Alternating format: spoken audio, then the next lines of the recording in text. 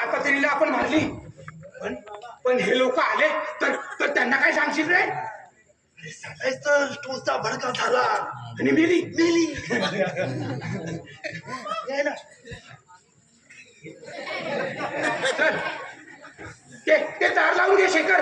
अरे कोणाला दिसायला नको, दार लावून घे. हे लावून दा. झटके दी आता. आता घे. पैसा नाही आणून दिलास ना तू तुझ्या बापाचं घर विकून. बाई अगं सूनबाई कुठं आहेस? माझी सून दिसत नाही. हे बघ बघ मी तुझ्यासाठी किती सुंदर साडी आणली. कुठं आहे माझी सून? सूनबाई ही बघ किती सुंदर साडी आहे. अगं अगं मी तुझ्यासाठीच आणली आहे. कुठं आहे माझी सून? त्याला स्टोचा भडका झाला चढते. नाही तुम्ही जाळली तिला. अरे नळाला भांडण हे पाप कुठं खाणार तुम्ही? आम्ही नाही काढली तिला. अगं तूही भागीदार होतीस तिच्यात. अहो स्टोवचा बडका झाला आणि मेली हो माझी सून. स्टोवचा बडका होऊन मेली माझी सून. अगं या भावाच्या नादी लागून तू संसारात उद्ध्वस्त केलास. मी नाही मारली हो, स्टोवचा बडका झाला. कसा होईल स्टोचा बडका? सांग ना. आवडाला खरंच स्टोचा भडका झाला.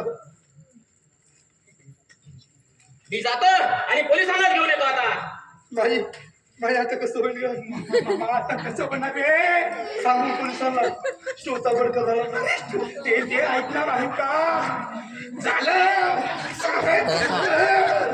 आता कसं होईल? आता तुझ्यामुळे मला पाहिजे होईल. चल चल आता चल.